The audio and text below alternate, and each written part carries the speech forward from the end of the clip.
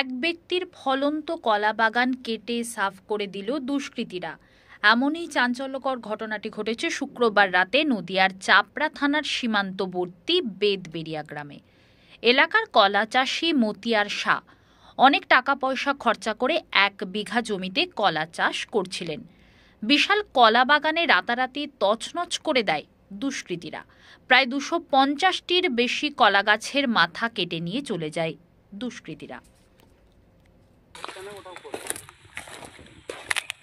বন্ধ করা এমনি বন্ধ করতে হবে, এটা অ্যাড হয় একটা করে।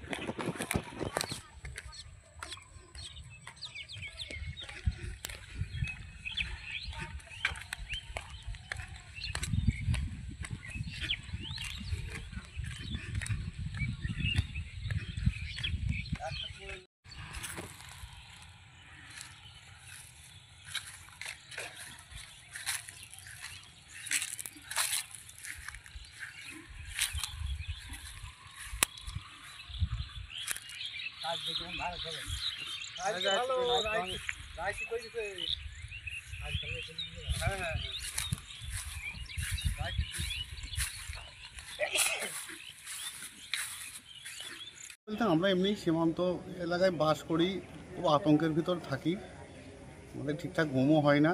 এর আগেও একাধিকবার দেখেছি আমরা গাছপালা কাটা, এটা ওটা করা। তো তারপর গত রাত 8টার সময় তো আমি ঠিকঠাক দেখেছি যে গাছ আমার ঠিকই আছে। তারপর সকাল হইতেই আমি দেখছি কিনা গাছের প্রত্যেকটা গাছের সব গোড়া কাটা। গাছ আনুমানিক মোটামুটি 250 থেকে 260 এরকম ছিল, সব ফলন্ত গাছ। কারা এই ধরনের ঘটনা ঘটাতে পারে? সম্ভবত রাজনীতির কারণেই হয়তো হয়েছে।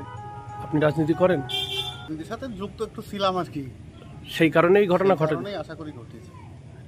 ক্ষয়ক্ষতির পরিমাণ কেমন? ক্ষয়ক্ষতি প্রচুর, মোটামুটি